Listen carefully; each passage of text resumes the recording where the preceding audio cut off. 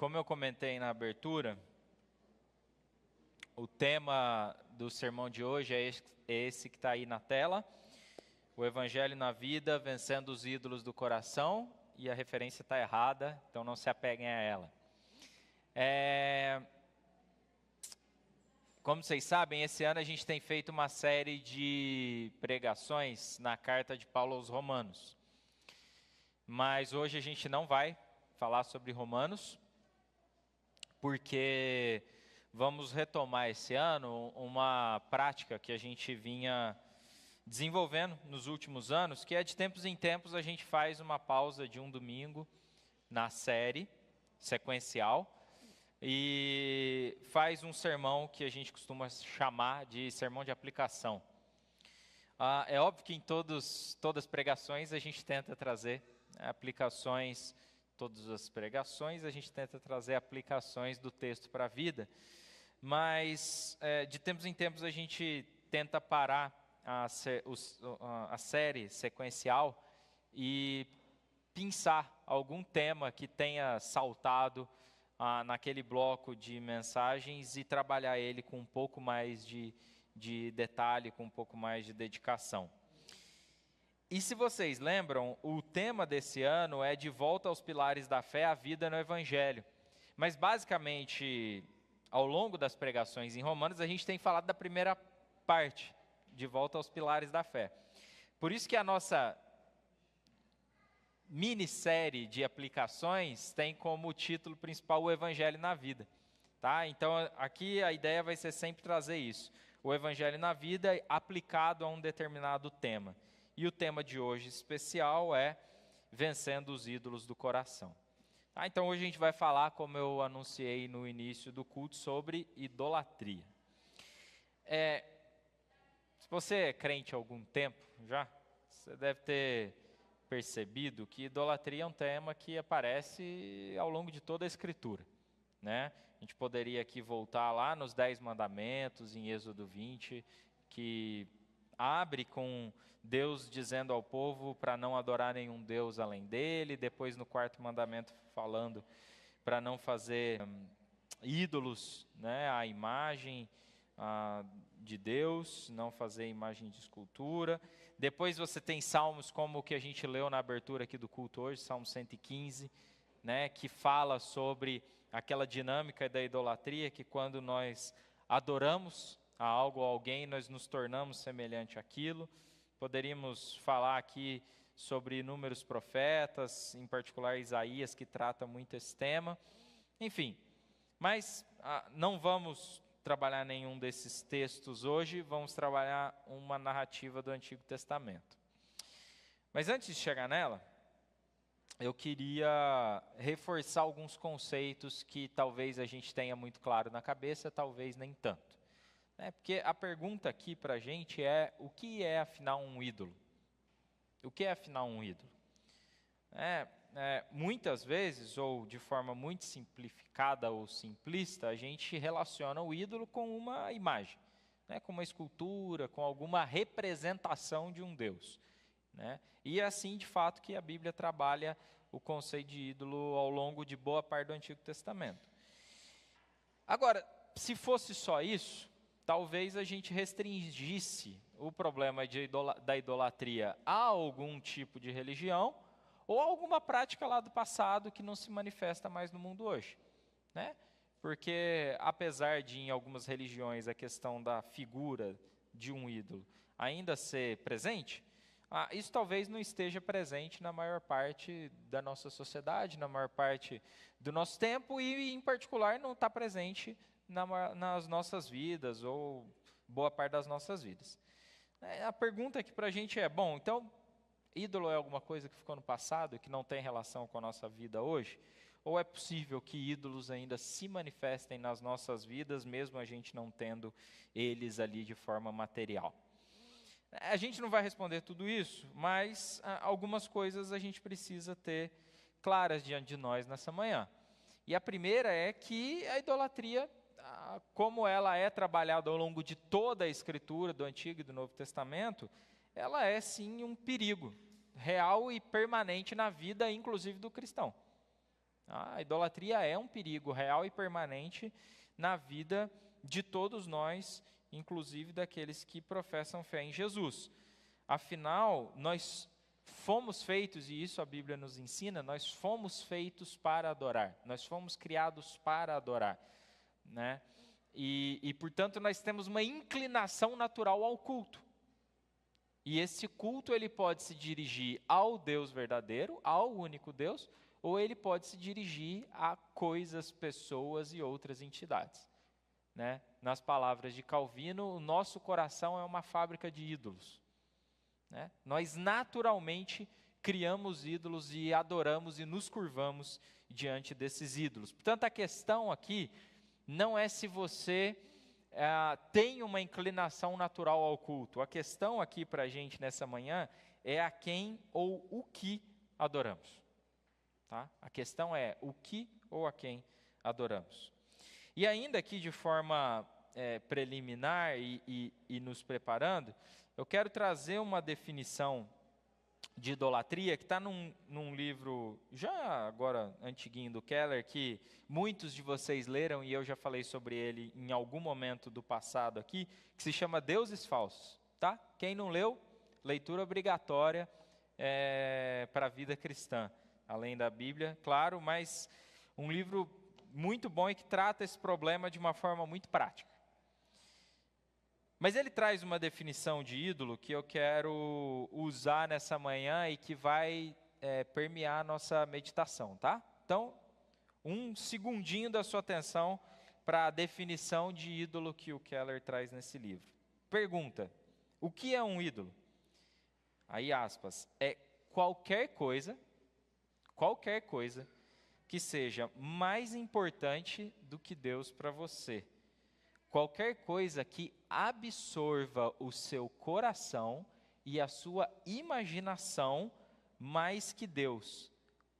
Qualquer coisa que só Deus pode dar. Olha só, é qualquer coisa que seja mais importante para você, que absorva o seu coração e a sua imaginação mais do que Deus. Ele continua: um falso Deus é qualquer coisa que seja tão central e essencial na sua vida, que, caso você a perca, achará difícil continuar vivendo. Olha esse sentimento é muito real na nossa vida. É qualquer coisa que você tenha ou que você deseje e que seja tão central ou essencial, que se você perder, achará difícil continuar vivendo sem ela. Um ídolo tem uma posição de controle tão grande em seu coração que você é capaz de gastar com ele a maior parte da sua paixão e energia, os seus recursos financeiros e emocionais, sem pensar duas vezes. Capturaram as coisas que ele colocou aqui? Então é alguma coisa que domina o seu coração, que absorve seu coração, que absorve sua imaginação. É alguma coisa que, se você perder, te tira do eixo. E, por fim, é uma coisa que tem uma posição de controle tão grande que você é capaz de gastar a maior parte da sua paixão, a maior parte da sua energia, os seus recursos financeiros e emocionais, sem pensar duas vezes. É assim que o Keller define idolatria para a gente, e isso vai nortear a nossa meditação sobre esse tema nessa manhã. Então vejam, gente, que se o Keller está certo, e eu acho que ele está, e eu concordo com ele, idolatria não se resume a construir imagens. Idolatria não se resume a construir alguma coisa com as suas próprias mãos.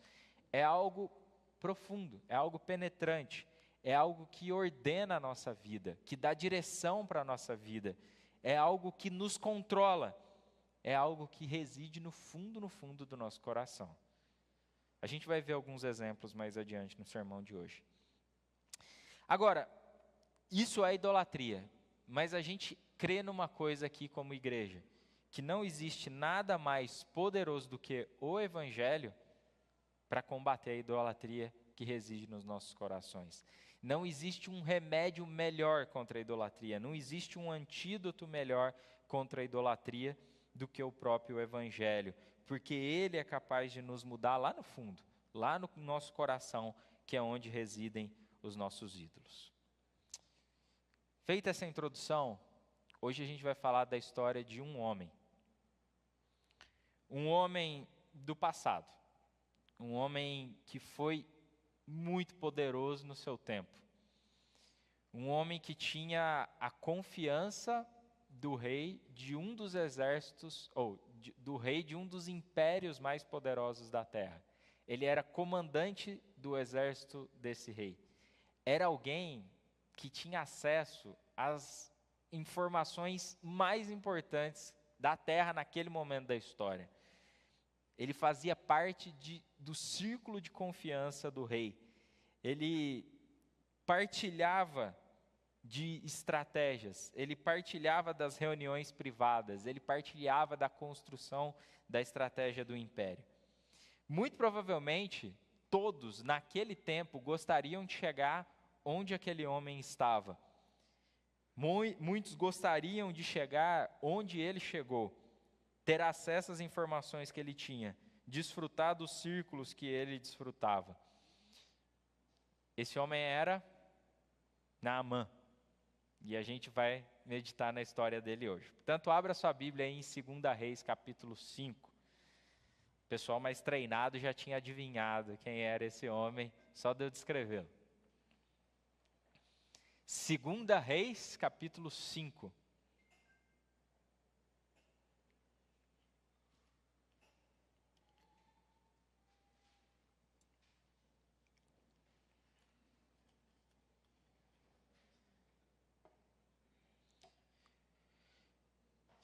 Segunda Reis 5, vamos ler a partir do versículo 1.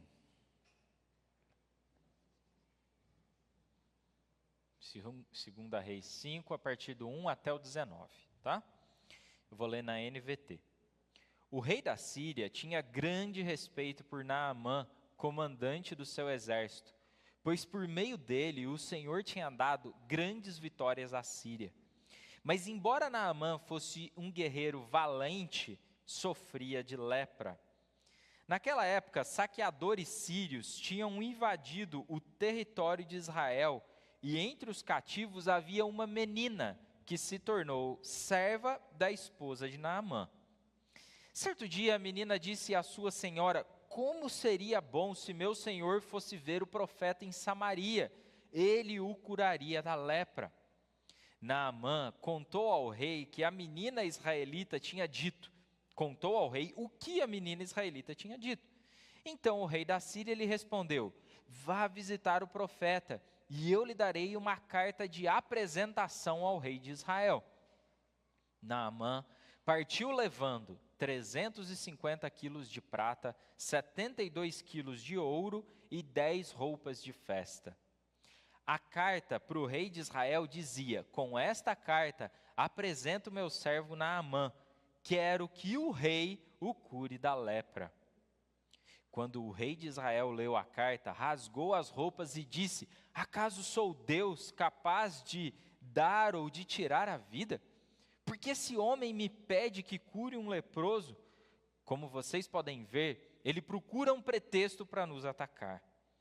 Mas quando Eliseu, o homem de Deus, soube que o rei de Israel havia rasgado as roupas, mandou-lhes esta mensagem: "Por que o rei ficou tão aflito? Envie Naamã a mim, e ele saberá que há um profeta verdadeiro em Israel." Então Naamã foi com seus cavalos e carruagens e parou à porta da casa de Eliseu. Ele mandou um mensageiro dizer a Naamã: "Vá e lave-se 7 vezes no rio Jordão. A sua pele será restaurada e você ficará curado da lepra." Naamã ficou indignado e disse: "Imaginei que ele sairia para me receber. Esperava que movesse as mãos sobre a lepra e invocasse o nome do Senhor, o seu Deus, e me curasse. Não são os rios Abana e Farfar em Damasco melhores que qualquer rio de Israel? Será que eu não poderia me lavar em um deles e ser curado?" Naamã deu meia volta e partiu, furioso. Mas os seus oficiais tentaram convencê-lo, dizendo: "Meu senhor, se o profeta lhe tivesse pedido para fazer algo muito difícil, o senhor não teria feito?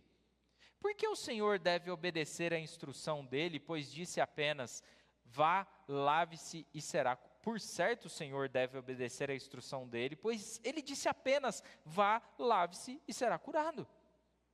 Assim, Naamã desceu ao Jordão e mergulhou 7 vezes, conforme a instrução do homem de Deus.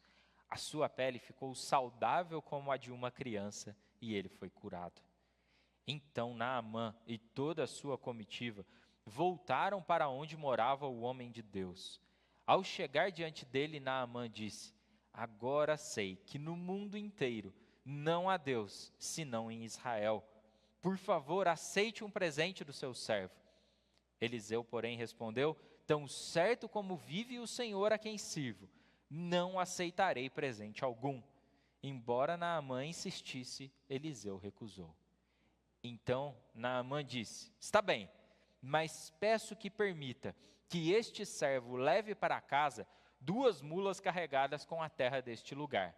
De agora em diante, nunca mais oferecerei holocaustos ou sacrifícios a qualquer outro Deus, senão ao Senhor. Mas que o Senhor me perdoe por uma coisa, quando o meu senhor o rei for ao templo do Deus Rimom para adorar ali, e se apoiar em meu braço, que o Senhor me perdoe quando eu também me curvar. Vá em paz, disse Eliseu. Então Naamã partiu para casa. Até aí. Vamos orar mais uma vez? Pedir que o Senhor nos ajude a compreender a sua palavra.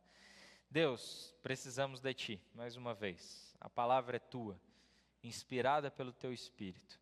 E este é o Teu povo, que deseja ouvir a Tua palavra. Fale conosco nessa manhã, no nome de Seu Filho Jesus. Amém. Gente, o texto é muito bonito e ele vai direto ao ponto. Naamã tinha tudo aquilo que eu descrevi agora há pouco. Ele era alguém que chegou lá, estava no topo da carreira militar. Era comandante do exército mais poderoso da terra. Provavelmente vivia no auge da performance de qualquer guerreiro e vinha fazendo entregas memoráveis, né? O versículo 1 diz que ele tinha tido grandes vitórias, ou tinha dado grandes vitórias à Síria. E isso tinha rendido a ele grande admiração por parte do rei. Mas, se vocês prestarem atenção, e eu vou ajudar nesse sentido, a gente a perceber algumas coisas, o texto está cheio de ironias. Ele está cheio de ironias. E a primeira ironia aparece logo no versículo 1. O narrador diz, exaltando Naamã, o narrador diz que o Senhor, ou por meio de Naamã, olha só, por meio dele, por meio de Naamã, o Senhor tinha dado grandes vitórias à Síria. Primeira ironia do texto. Naamã era um cara hiper reconhecido. Naamã era um cara super elogiado pelo rei. Mas o texto começa dizendo que nenhuma dessas vitórias que ele tinha alcançado tinha sido por causa dele. Por meio dele, o Senhor tinha dado grandes vitórias à Síria. Sim, Naamã era um grande guerreiro, mas na verdade ele era um instrumento. Um instrumento que o Senhor utilizava ou utilizou para dar grandes vitórias à Síria.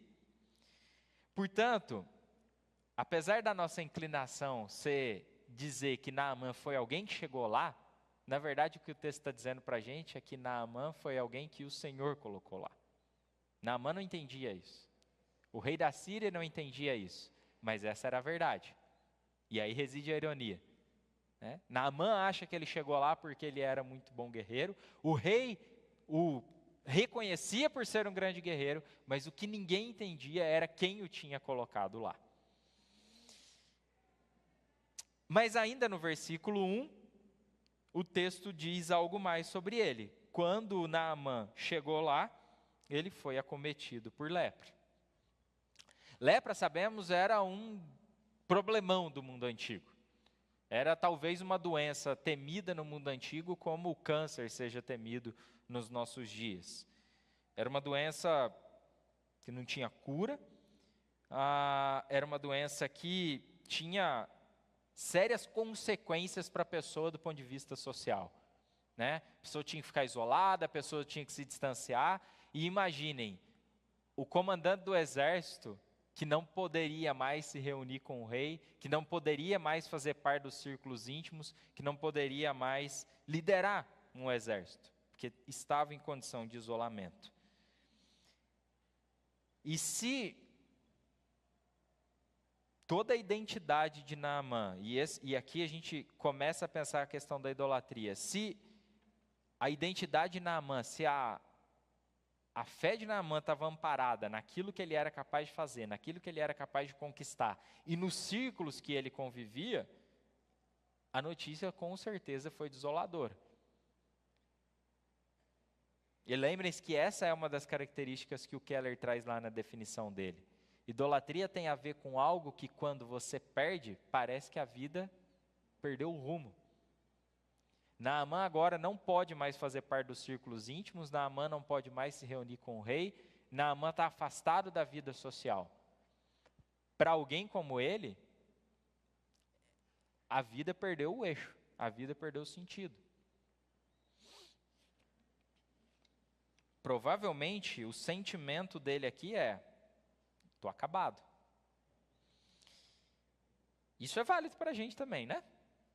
Se a nossa vida, se a gente aposta as nossas fichas em alguma coisa que não no Senhor, se aquilo nos é tirado, muito provavelmente o sentimento vai ser esse. O sentimento vai ser de perdi o rumo, né? Se a nossa ficha está na nossa reputação profissional, um erro grave pode ser fatal para o nosso coração. Se o sucesso da nossa família for um ídolo, se alguma coisa sair errado, isso pode nos levar ao desespero, né? Imagina que teu filho não chegou onde você imaginava ou desejava ou idolatrava que ele chegasse, né? Que fracasso de mãe eu fui, que fracasso de pai eu fui. Se a saúde física for um ídolo para você, imagina se uma doença te acometer. Mas o texto segue. E aí nos versículos 2 e 3, uma nova ironia aparece. Naquela época, o texto diz que alguns saqueadores sírios tinham invadido o território de Israel. E após invadir o território, eles levam cativos algumas mulheres e algumas meninas de Israel para a Síria. E entre essas que foram levadas cativas, eles levam uma menina, que nós não sabemos o nome, mas esta menina vai trabalhar justamente na casa de Naamã. E por que eu digo que aparece uma nova ironia no texto? Porque essa menina, um dia, falando com a sua senhora, diz: como seria bom se o meu senhor fosse ver o profeta em Samaria? Ele curaria o rei da lepra. Naamã provavelmente era uma das pessoas mais informadas do mundo. Mas essa menina escrava, trazida de Israel, sabia uma coisa que ele não sabia. Naamã podia ter acesso a todas as informações estratégicas do Império Sírio. Mas uma menina escrava que vivia na casa dele sabia uma coisa que ele não sabia. E ela conta isso. Em Samaria, em Israel, existe alguém que poderia curar Naamã da lepra. Que bom seria se ele pudesse ir lá. Mas no final a gente vai pensar um pouco sobre a atitude dessa menina. Mas pensem que ela acaba de vir como escrava de uma dominação e ela está, de alguma forma, favorecendo aquele que acaba de destruir o seu povo, aquele que acaba de atacar o seu povo, aquele que acaba de a levar escrava. O que essa menina deseja? Como seria bom se Naamã soubesse que em Samaria existe alguém que poderia o curar da lepra. Tem alguma coisa na atitude dessa menina que a gente ainda precisa pensar hoje. Mas por enquanto fiquemos com essa ironia. Ela sabe alguma coisa que Naamã não sabe e ela conta. O texto segue, versículos 4 ao 6. Diante da informação nova, o que que Naamã faz? O que que alguém poderoso faz quando fica sabendo, tem alguém que pode te livrar dessa cura? Ele aciona a rede de contato dele. Ele aciona o networking dele. Fala, hey, vem cá. Tem alguém lá em Israel que pode me curar dessa lepra. Escreve uma cartinha aí e me manda lá. Me recomenda para ele. Se você recomendar, ele vai atender. E aí o rei da Síria escreve uma carta para o rei de Israel e manda uma comitiva com um caminhão de dinheiro. Vocês prestaram atenção no texto? 350 quilos de prata, 72 quilos de ouro e 10 roupas de festa.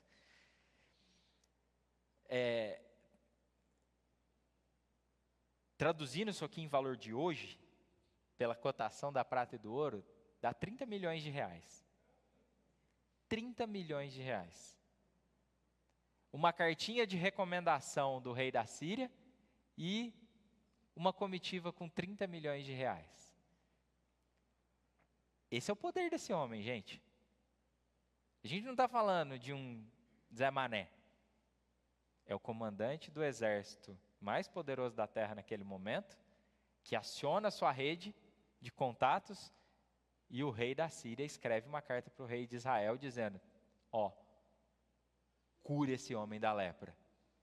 E toma aqui 30 milhões de reais para você como recompensa. Vejam, tem nada de errado da gente usar daquilo que a gente dispõe para solucionar um problema. Né? Graças a Deus, em muitos momentos, nós temos isso à nossa disposição.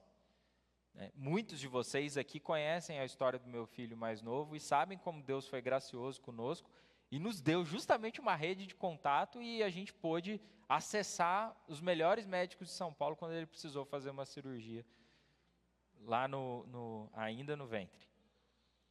Mas qual é o ponto do texto aqui? O ponto do texto não é o fato de Naamã ter acionado a sua rede de contatos. O ponto do texto é que Naamã acreditava que a sua rede de influências e o poder da sua mão o conduziria à cura. Esse é o problema. O problema não é ele ter uma rede importante.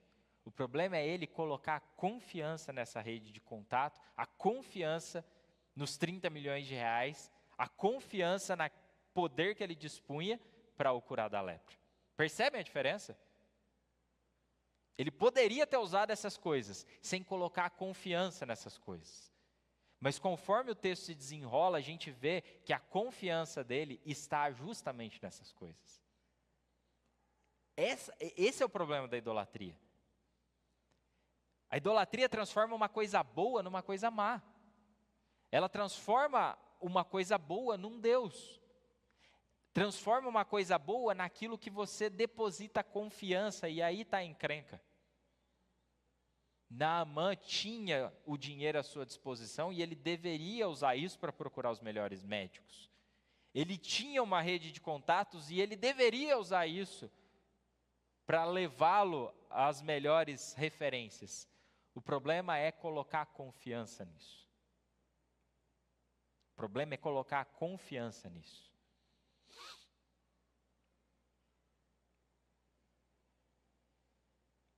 Naamã não entende, e esse é a chave, que tem coisas que só Deus pode fazer. Por enquanto, na cabeça dele, tem coisas que o poder dele e o dinheiro dele poderiam fazer.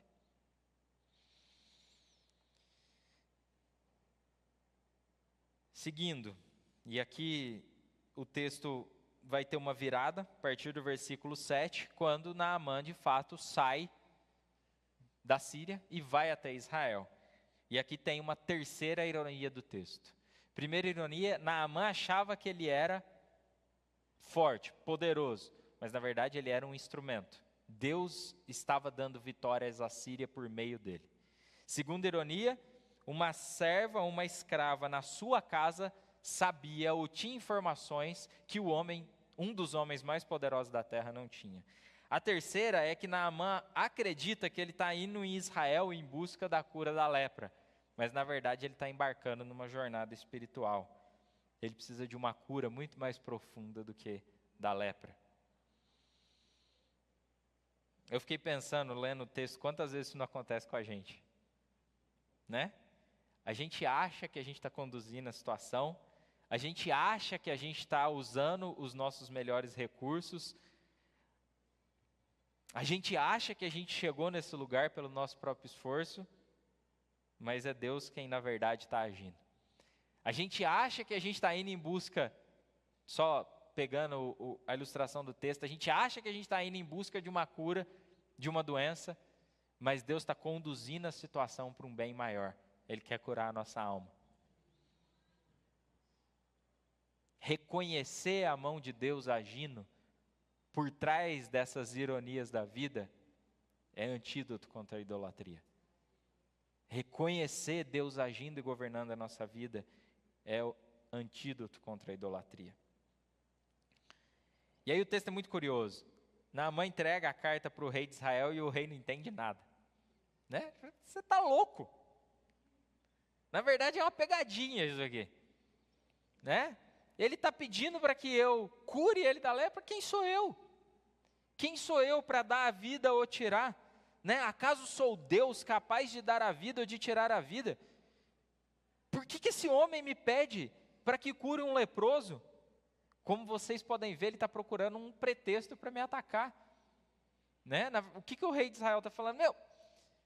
Eu vou responder para ele que eu não tenho poder para fazer isso, aí ele vai falar, pô, muito bem, portanto, você vai ser atacado, porque alguém lá na minha casa me disse que você tinha poder para fazer isso. E aí o rei fica transtornado com esse pensamento, e o texto, em algumas versões, fala que ele rasga as vestes, né, em sinal ali de angústia, em sinal de desespero. Mas até essa reação exagerada do rei teve seu propósito, né, porque essa reação exagerada dele chegou nos ouvidos de Elias. E Elias, então, chama o guerreiro, fala, não, calma, rei, calma. Manda esse homem para minha casa. Manda um homem aqui. E ele vai saber que existe rei em Israel. Rei em Israel não, Deus em Israel. E aí a cereja do bolo, né, vem nesse momento do texto. Porque, então vai Naamã, com a carta de recomendação, 30 milhões de reais, e o texto ainda adiciona, com seus cavalos e carruagens, e para na porta da casa de Eliseu. Não sei exatamente como era a casa de Eliseu, mas não devia ser nada muito, né, suntuoso. Imagina a comitiva, imagina a cena. Tem algumas coisas bíblicas que a gente lê com tanta frequência que a gente não imagina. Imagina a cena. Imagina a cena. O comandante do exército sírio, com uma tropa, com seus carros, com as suas carruagens, parando na porta da casa do profeta.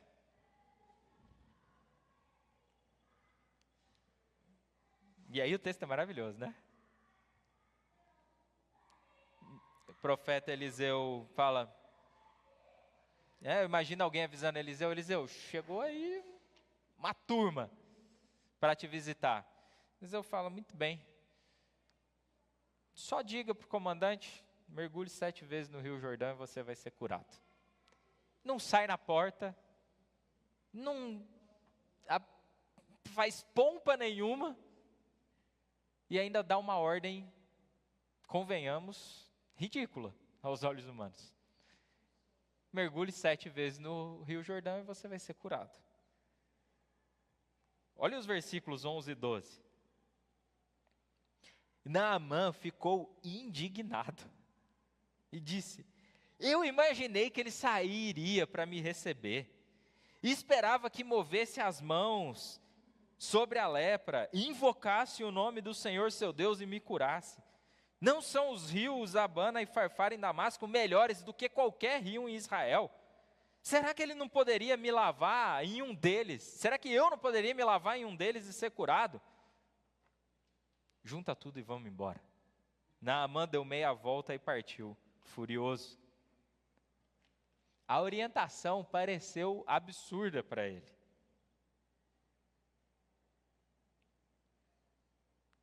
Vejam novamente a dinâmica da idolatria aparecendo. Quando um ídolo do coração é confrontado, a gente perde as estribeiras.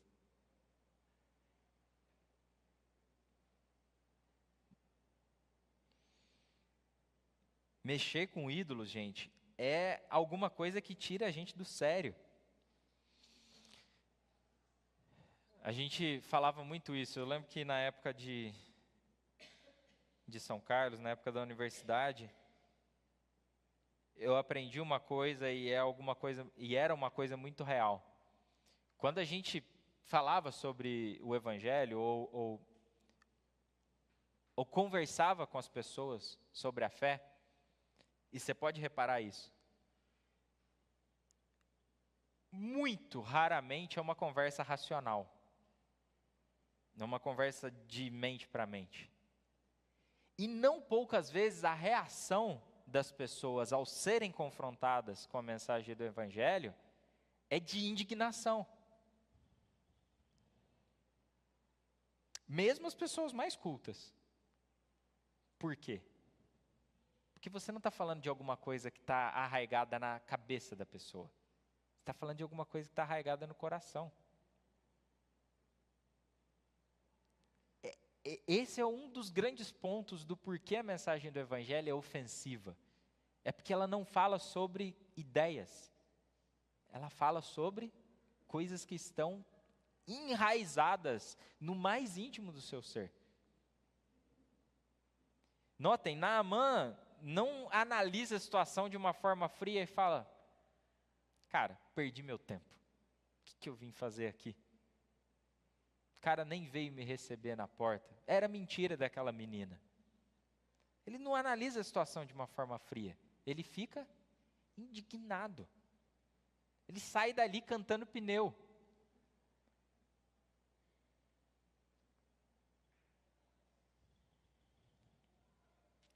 Mais uma vez, citando o Keller nesse livro, ele fala uma coisa muito interessante. Podemos localizar os nossos ídolos examinando as nossas emoções mais fortes, mais tenazes. O que é que nos torna incontrolavelmente furiosos? O que te deixa irado? O que te deixa indignado? O que te deixa ansioso? O que te deixa desanimado? O que nos tortura com uma culpa da qual nós não conseguimos nos livrar? Os ídolos nos controlam, já que sentimos que precisamos deles ou a vida ficará sem sentido. Eu lembro de uma vez no trabalho, que eu estava numa fase boa, fazendo entregas assim, reconhecidas, no meio de um projeto super complexo e super relevante.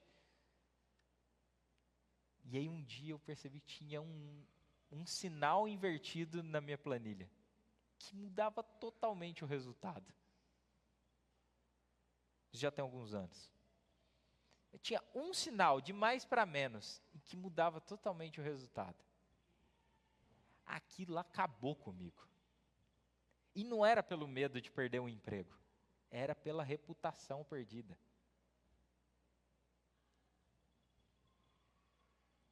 É isso que a idolatria faz com a gente. Ter que me colocar na frente do meu chefe e falar: então, tinha um sinal trocado que muda totalmente o resultado. Não era uma coisa que só me assombrava do ponto de vista de, poxa vida, isso pode comprometer o meu emprego. Era uma coisa que me assombrava porque eu falava: meu, para onde vai a minha reputação?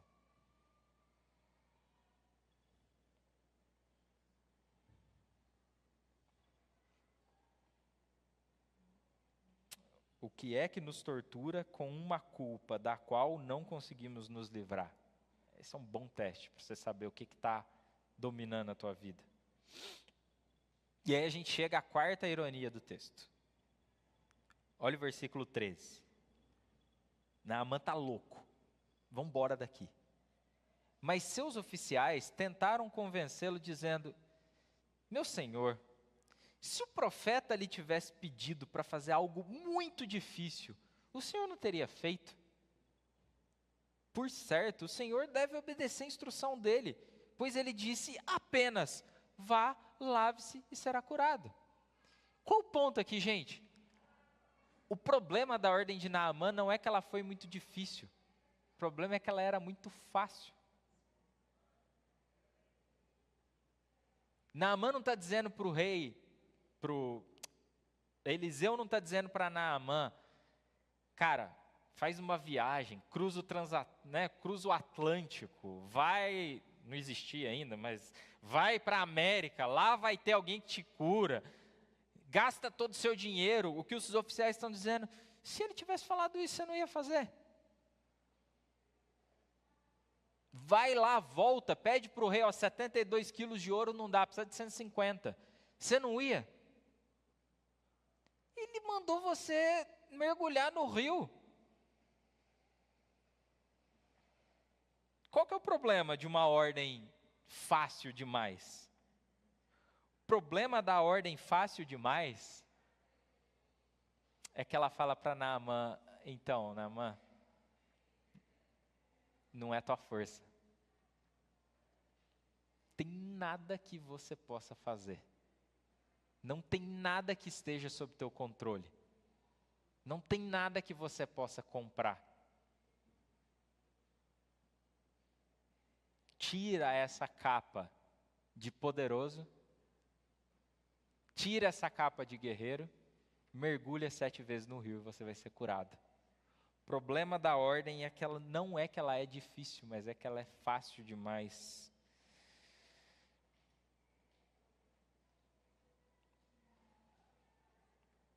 Estando, última vez, o Keller, prometo, última vez. Mas olha só, se você quer que a graça de Deus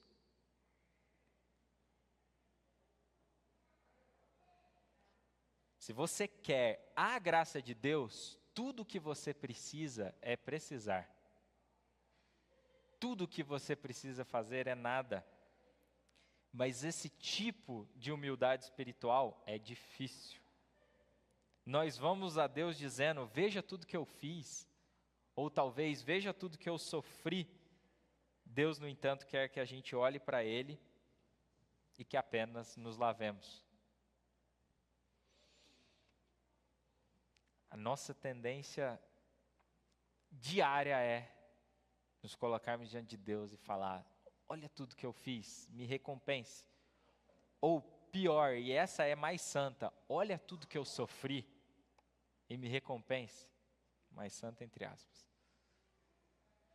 O que o texto está nos mostrando é: Deus quer que a gente chegue diante dele e não faça nada, e não apresente nada.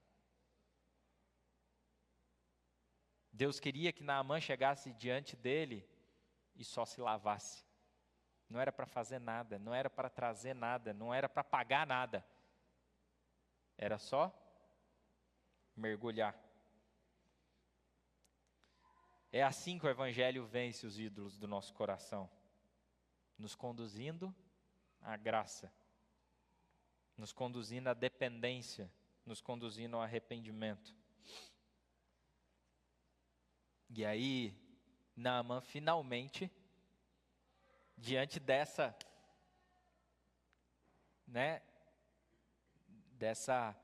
espremida do oficial, Naamã fala: tá bom então. Aí ele mergulha no Jordão, conforme a instrução de Eliseu, e ele é curado.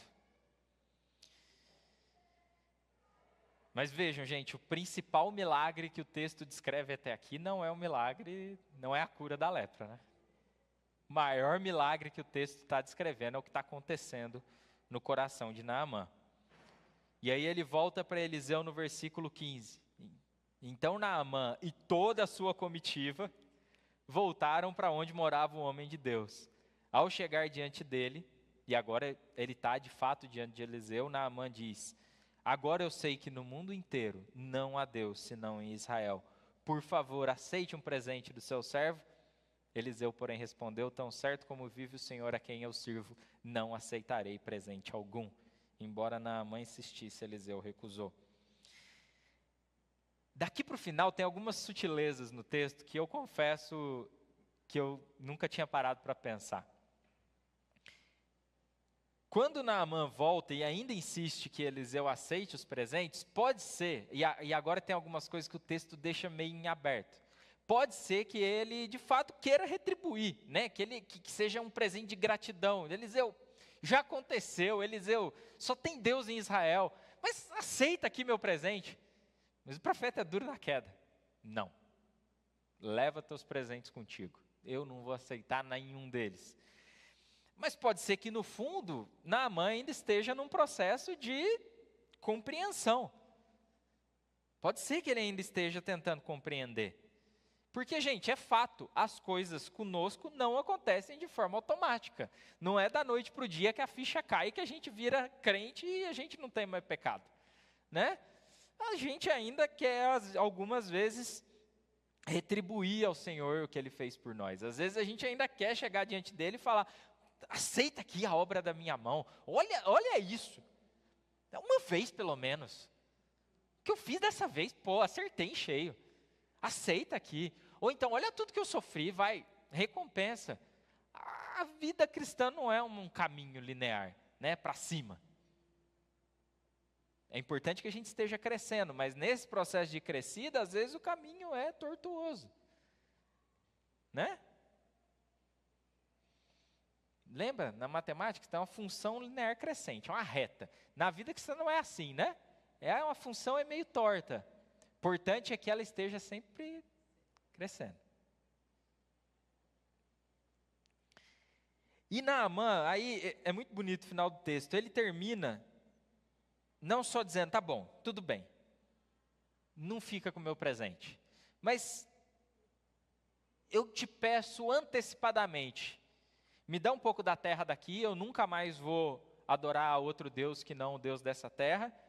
E Eliseu, eu quero te pedir perdão antecipado por alguns pecados que eu ainda vou cometer. E aí ele fala no versículo 18: quando o meu senhor o rei for ao templo do Deus Rimom para adorar, e ali se apoiar em meu braço, que o Senhor me perdoe quando eu também me curvar. Eu fiquei pensando muito nesse pedido de perdão antecipado aqui de Naamã. O que está acontecendo aqui? E aí é danado, porque Eliseu simplesmente fala: vai em paz. O texto não faz muito juízo pela resposta do profeta: vai em paz. Me parece que o que está acontecendo aqui é o seguinte.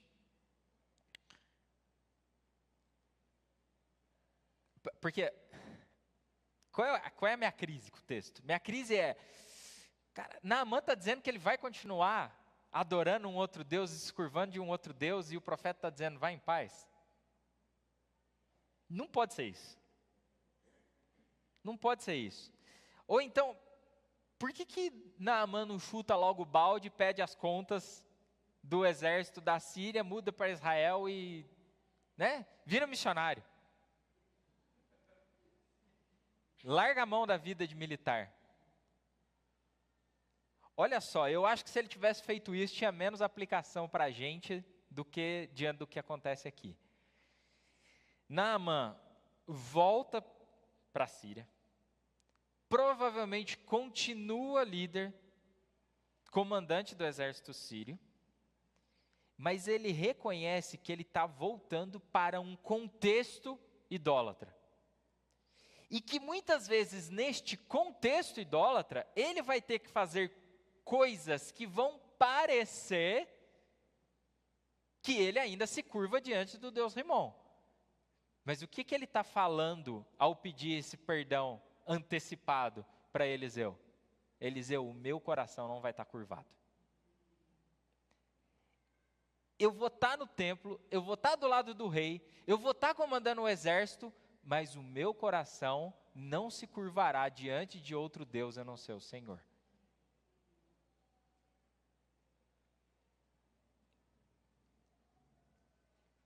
E eu gosto do texto deixar a gente com essa inquietação, Porque eu acho que o que ele está fazendo aqui justamente é provocar a gente.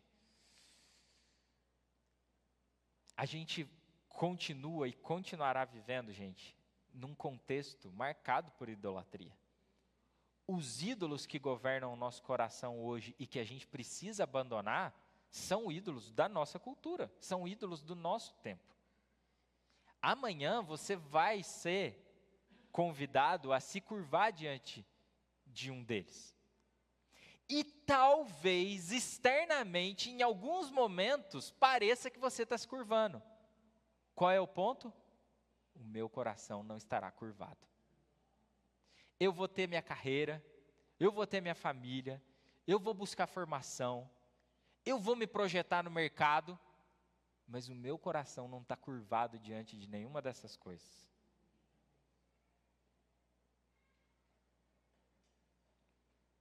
Eu posso estar na situação ou na posição mais elevada que existe.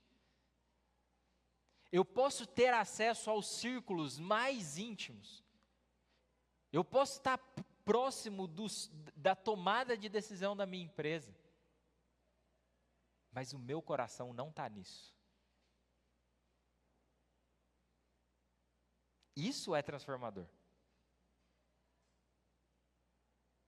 E é isso que está acontecendo aqui. É Naamã falando, eu vou voltar para lá. Eu vou ter que entrar no templo junto com o rei.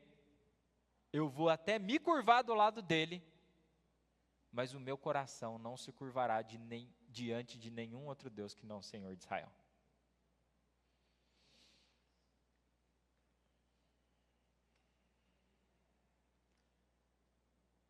Para a gente concluir. Em quais aspectos nos parecemos com Naamã? Em quais aspectos nós nos parecemos com Naamã?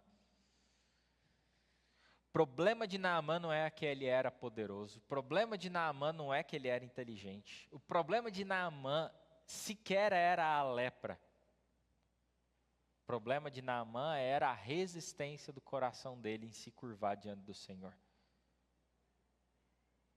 Ele não reconhecia que, na verdade, todas aquelas vitórias haviam sido dadas por Deus. Quando acometido pela lepra e sabendo onde haveria cura, ele tenta comprar esta cura. Ele tenta usar o poder para se desfazer da lepra. Quando ele é confrontado por Eliseu, sem quase nenhuma palavra, fazer alguma coisa muito fácil, ele não consegue, ele quer fazer algo difícil, ele quer demonstrar o seu poder. A pergunta aqui para a gente é, em quais aspectos nós nos parecemos com Naamã? E vejam, o ponto aqui é a dinâmica da idolatria na vida dele. E como essa dinâmica tem se manifestado nessa vida? Talvez você se pareça com Naamã no sucesso. E aí você precisa se lembrar que foi Deus quem te levou até o ponto onde você está.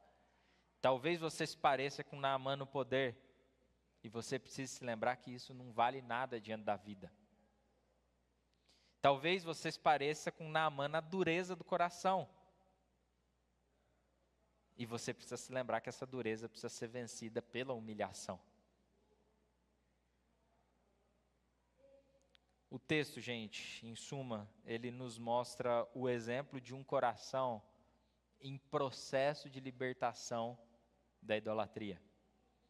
O texto nos mostra o triunfo do Evangelho sobre os ídolos do coração de um homem. A pergunta é, onde o Evangelho ainda precisa trabalhar na sua vida, que ídolos ele precisa derrubar?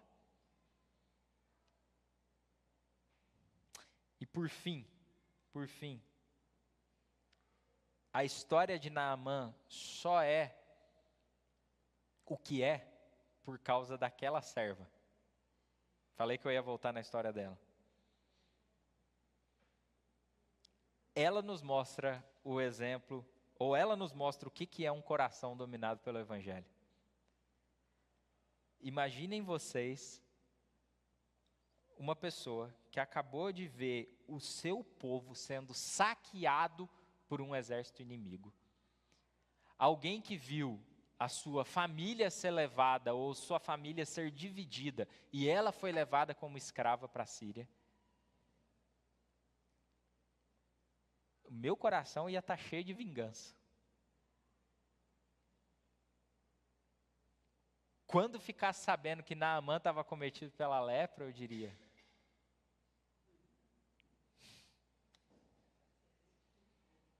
eu sei até onde tem cura, mas tudo que ele não vai ficar sabendo é disso.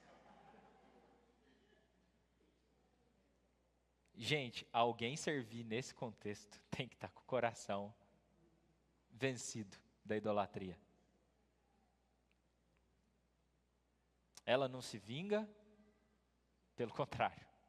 Ela fala para a mulher de Naamã: como seria bom se meu senhor fosse ver o profeta em Samaria, ele o curaria da lepra. É isso que o evangelho faz com a gente. Não é uma linha reta.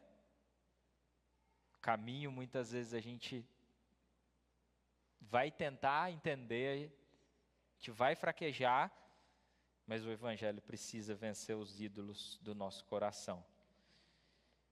A gente viu em Romanos, capítulo 1, que quando a gente abafa a verdade, quando a gente contém a verdade e a justiça, a gente cai em idolatria. Foi isso que a gente viu em Romanos 1. Portanto, gente, o remédio aqui é o evangelho contra os ídolos do seu e do meu coração. Vamos orar?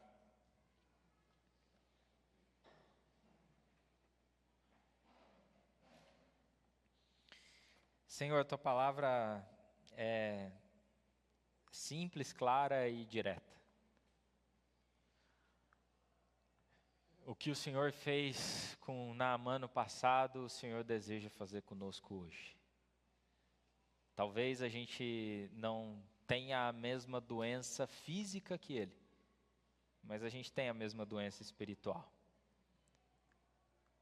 O nosso coração é duro como era o dele, a gente é inclinado a cometer os mesmos erros e pecados que Naamã cometeu nessa história. Portanto, Deus, a gente pede que o Senhor não apenas nos perdoe, mas também nos livre de nós mesmos, nos livre da idolatria, Senhor.